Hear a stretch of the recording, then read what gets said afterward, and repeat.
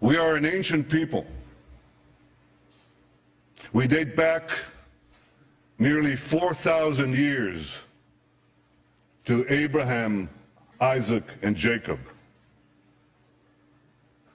We have journeyed through time. We've overcome the greatest of adversities.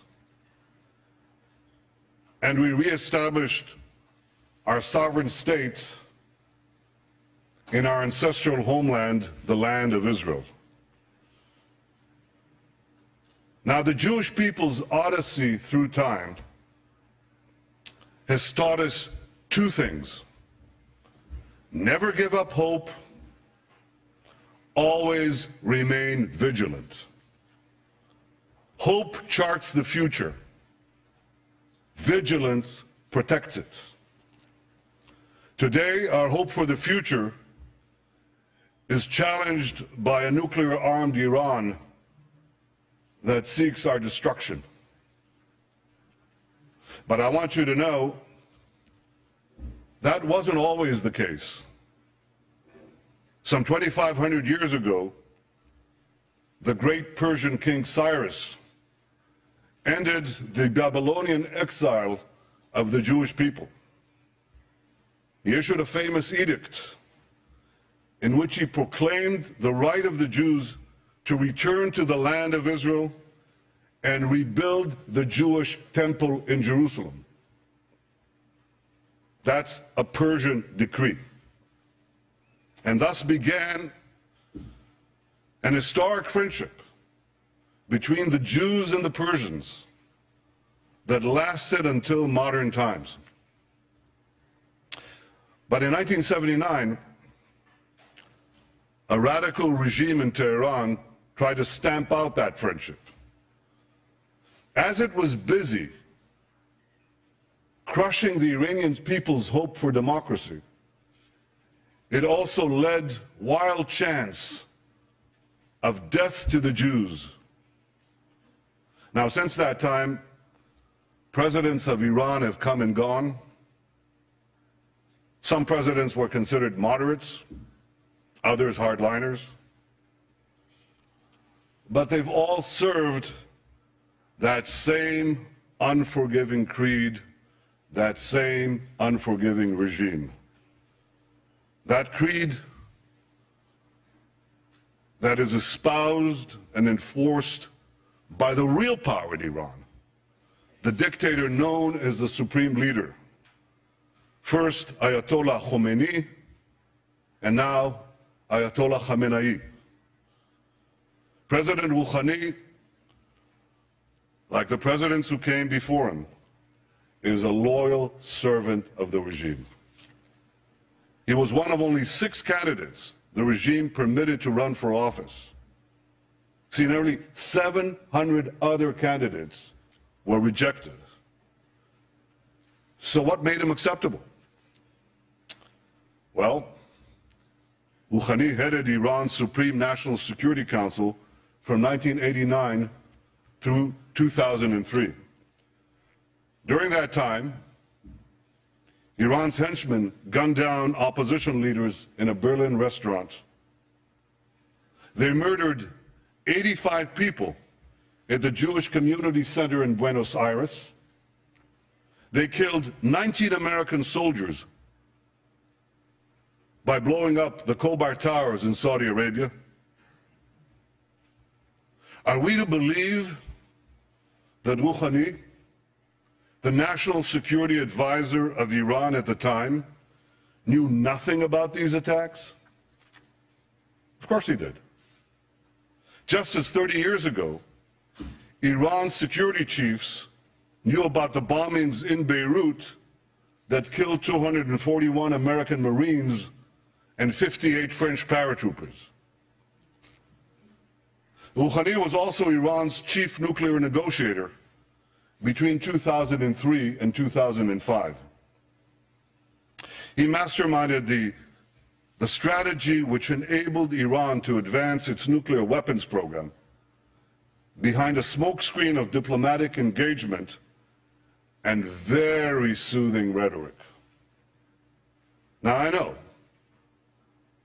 Rouhani doesn't sound like Ahmadinejad. But when it comes to Iran's nuclear weapons program, the only difference between them is this. Ahmadinejad was a wolf in wolf's clothing. Rouhani is a wolf in sheep's clothing. A wolf who thinks he can pull the wool over the eyes of the international community. Well, like everyone else, I wish we could believe Rouhani's words, but we must focus on Iran's actions. And it's the brazen contrast, this extraordinary contradiction between Rouhani's words and Iran's actions that is so startling. Rouhani stood at this very podium last week and praised Iranian democracy. Iranian democracy, he said. But the regime that he represents executes political dissidents by the hundreds and jails them by the thousands. Rouhani spoke of, quote, the human tragedy in Syria.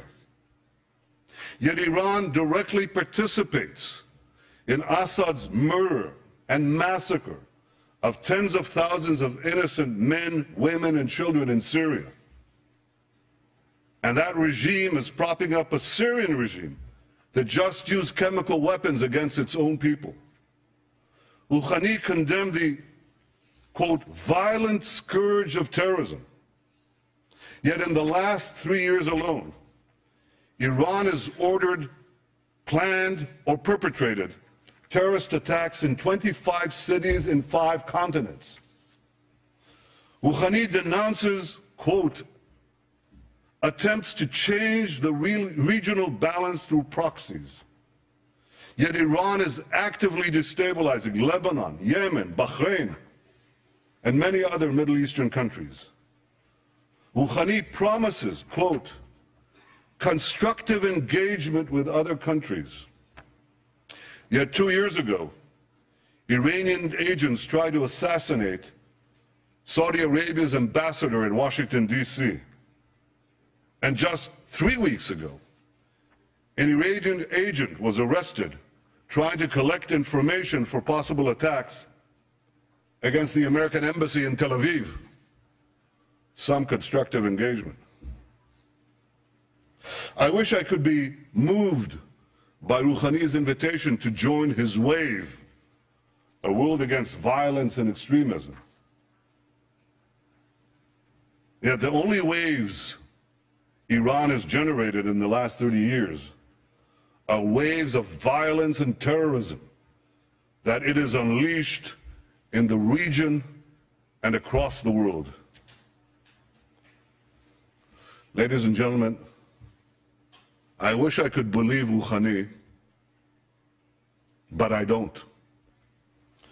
Because facts are stubborn things. And the facts are that Iran's savage record flatly contradicts Rouhani's soothing rhetoric.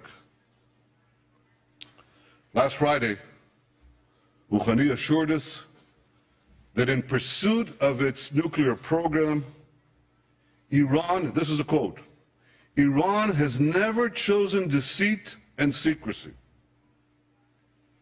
Never chosen deceit and secrecy. Well, in 2002, Iran was caught red-handed, secretly building an underground centrifuge facility in Natanz. And then, in 2009, Iran was again caught red-handed, secretly building a huge underground nuclear facility for uranium enrichment in a mountain near Qom. Rouhani tells us not to worry. He assures us that all of this is not intended for nuclear weapons. Any of you believe that? If you believe that, here's a few questions you might want to ask. Why would a country that claims to only want peaceful nuclear energy, why would such a country build hidden underground enrichment facilities? Why would a country with vast natural energy reserves invest billions in developing nuclear energy?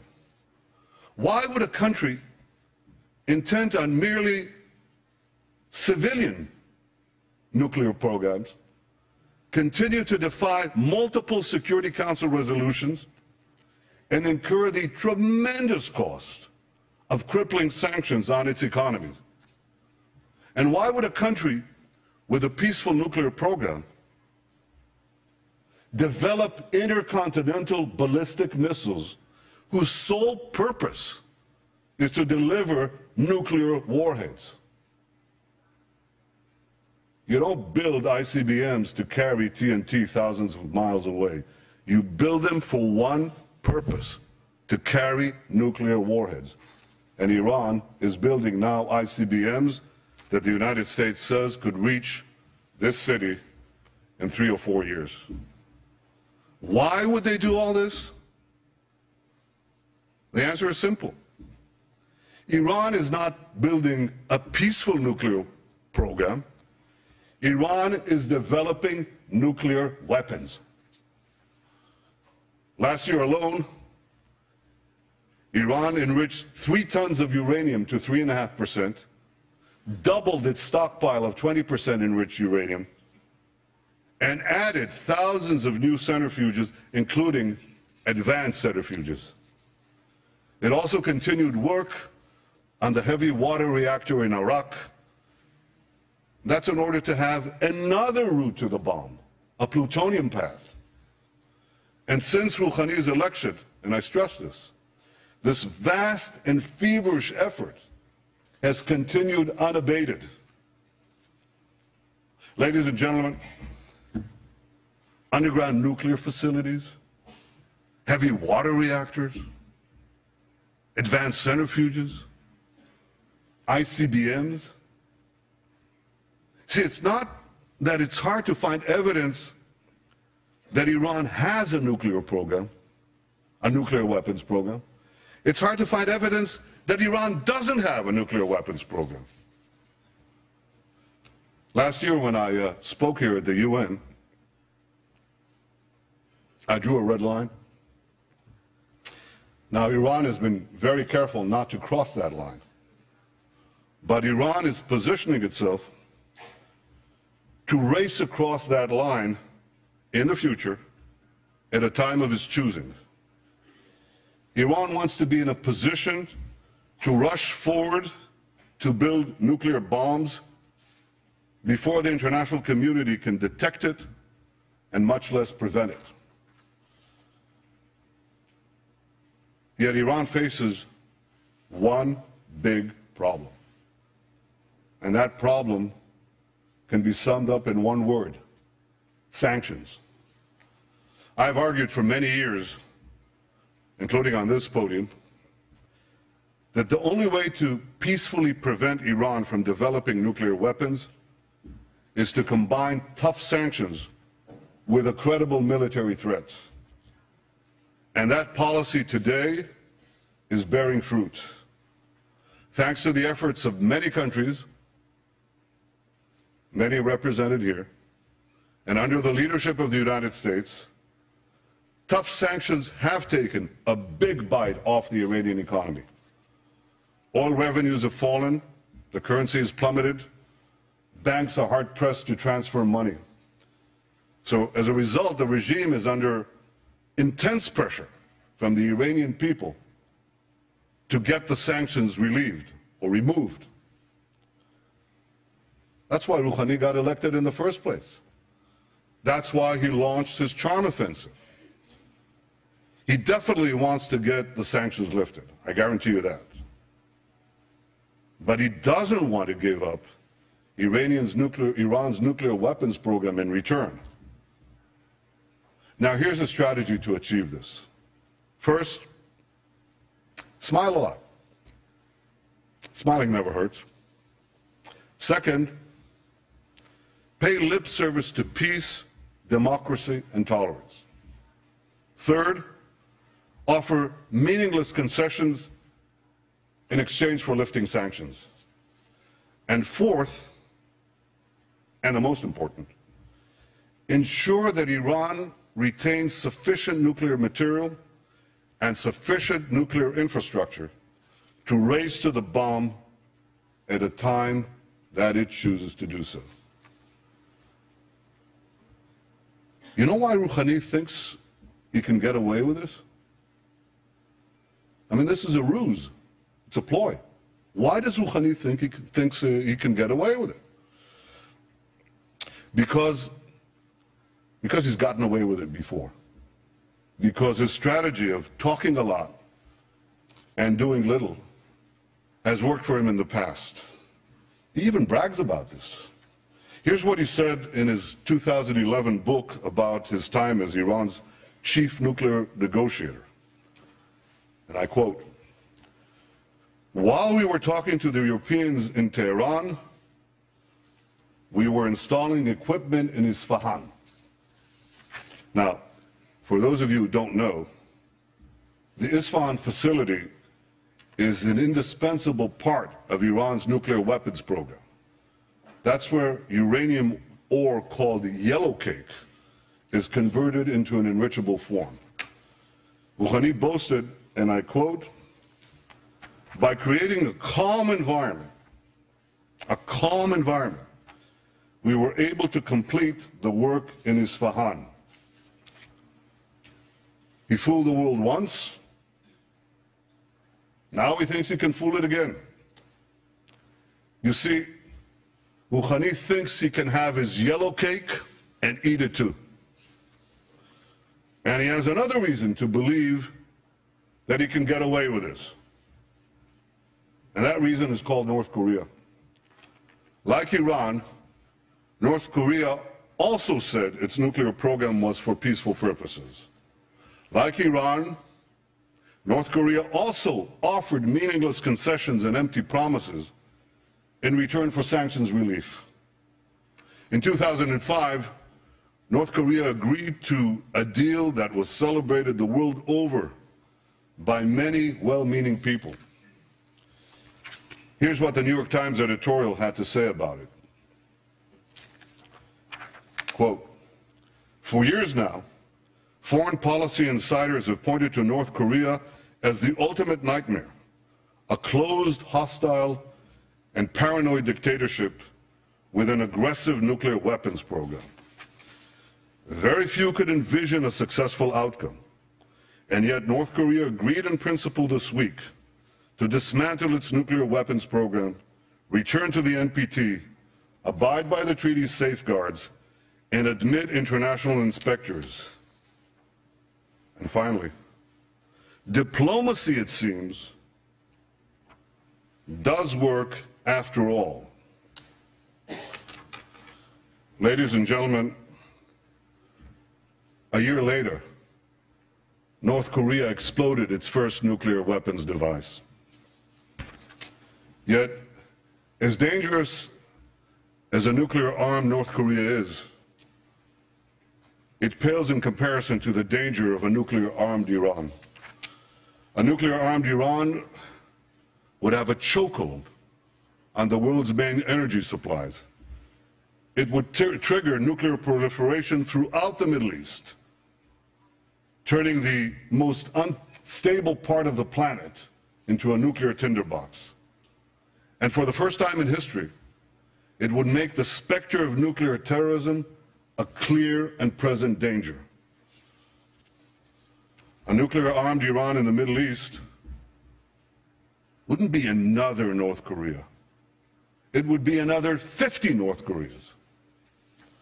Now, I know that some in the international community think I'm exaggerating this threat. Sure, they know that Iran's regime leads these chants, death to America, death to Israel, that it pledges to wipe Israel off the map. But they think that this wild rhetoric is just bluster for domestic consumption. Have these people learned nothing from history? The last century has taught us that when a radical regime with global ambitions gets awesome power, sooner or later, its appetite for aggression knows no bounds. That's the central lesson of the 20th century. And we cannot forget it. The world may have forgotten this lesson. The Jewish people have not. Iran's fanaticism is not bluster. It's real. This fanatic regime must never be allowed to arm itself with nuclear weapons. I know that the world is weary of war. We in Israel, we know all too well the cost of war. But history has taught us that to prevent war tomorrow, we must be firm today. And this raises the question, can diplomacy stop this threat? Well, the only diplomatic solution that would work is one that fully dismantles Iran's nuclear weapons program and prevents it from having one in the future. President Obama rightly said that Iran's conciliatory words must be matched by transparent, verifiable, and meaningful action. And to be meaningful, a diplomatic solution would require Iran to do four things. First, cease all uranium enrichment. This is called for by several Security Council resolutions. Second, remove from Iran's territory the stockpiles of enriched uranium. Third, dismantle the infrastructure for a nuclear breakout capability, including the underground facility at Qom and the advanced centrifuges in Natanz. And four, stop all work at the heavy water reactor in Iraq aimed at the production of plutonium. These steps would put an end to Iran's nuclear weapons program and eliminate its breakout capability. There are those who would readily agree to leave Iran with a residual capability to enrich uranium. I advise them to pay close attention to what Rouhani said in a speech to Iran's Supreme Cultural Revolutionary Council. This was published in 2005. I quote, here's what he said. A country that could enrich uranium to about 3.5% will also have the capability to enrich it to about 90%. Having fuel cycle capability virtually means that a country that possesses this capability is able to produce nuclear weapons. Precisely. This is why Iran's nuclear weapons program must be fully and verifiably dismantled. And this is why the pressure on Iran must continue. So here's what the international community must do. First, keep up the sanctions. If Iran advances its nuclear weapons program during negotiations, strengthen the sanctions. Second, don't agree to a partial deal. A partial deal would lift international sanctions that have taken years to put in place in exchange for cosmetic concessions that will take only weeks for Iran to reverse. Third, lift the sanctions only when Iran fully dismantles its nuclear weapons program. My friends, the international community has Iran on the ropes. If you want to knock out Iran's nuclear weapons program peacefully, don't let up the pressure. Keep it up. We all want to give diplomacy with Iran a chance to succeed. But when it comes to Iran, the greater the pressure, the greater the chance.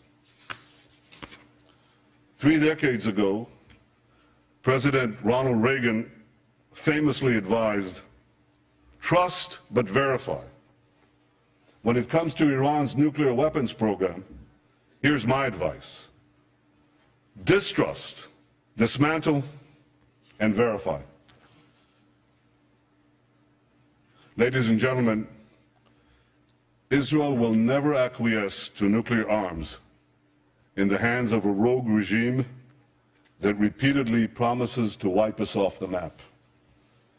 Against such a threat, Israel will have no choice but to defend itself. I want there to be no confusion on this point.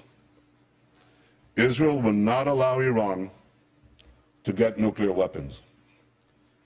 If Israel is forced to stand alone, Israel will stand alone. Yet in standing alone, Israel will know that we will be defending many, many others. The dangers of a nuclear-armed Iran and the emergence of other threats in our region have led many of our Arab neighbors to recognize, finally recognize, that Israel is not their enemy. And this affords us the opportunity to overcome historic animosities and build new relationships, new friendships, new hopes. Israel welcomes engagement with the wider Arab world.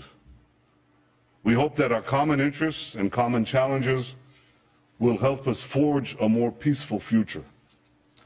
And Israel continues to seek an historic compromise with our Palestinian neighbors, one that ends our conflict once and for all.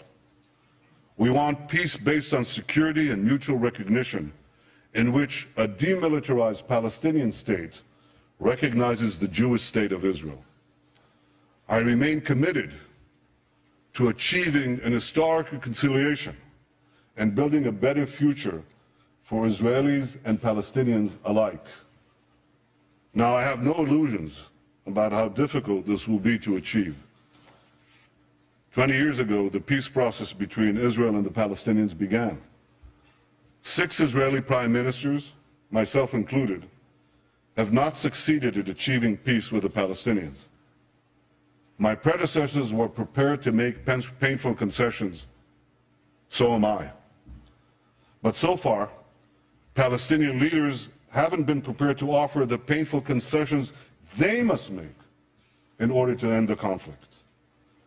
For peace to be achieved, the Palestinians must finally recognize the Jewish state, and Israel's security needs must be met. I am prepared to make an historic compromise for a genuine and enduring peace, but I will never compromise on the security of my people and of my country, the one and only Jewish state. Ladies and gentlemen, one cold day in the late 19th century, my grandfather, Nathan, and his younger brother, Judah, were standing in a railway station in the heart of Europe. They were seen by a group of anti-Semitic hoodlums who ran towards them, waving clubs, screaming, "Death to the Jews." My grandfather shouted to his younger brother to flee and save himself. And he then stood alone against the raging mob to slow it down. They beat him senseless. They left him for dead. And before he passed out, covered in his own blood, he said to himself, "What a disgrace. What a disgrace. The descendants of the Maccabees lie in the mud, powerless to defend themselves." He promised himself then that if he lived, he would take his family to the Jewish homeland and help build a future for the Jewish people. I stand here today as Israel's Prime Minister because my grandfather kept that promise. And so many other Israelis have a similar story, a parent or a grandparent who fled every conceivable oppression and came to Israel to start a new life in our ancient homeland. Together we've transformed a bludgeoned Jewish people, left for dead, into a vibrant, thriving nation, defending itself with the courage of modern Maccabees, developing limitless possibilities for the future. In our time, the biblical prophecies are being realized. As the prophet Amos said, they shall rebuild ruined cities and inhabit them. They shall plant vineyards and drink their wine. They shall till gardens and eat their fruit. And I will plant them upon their soil, never to be uprooted again. ושבתי את שבות עמי ישראל, ובנו ערים נשמות וישבו, ונטו כרמים ושתו את יינם, ועשו גינות ואכלו את פריים, ונטטים על אדמתם, ולא ינטשו עוד. Ladies and gentlemen, the people of Israel have come home never to be uprooted again.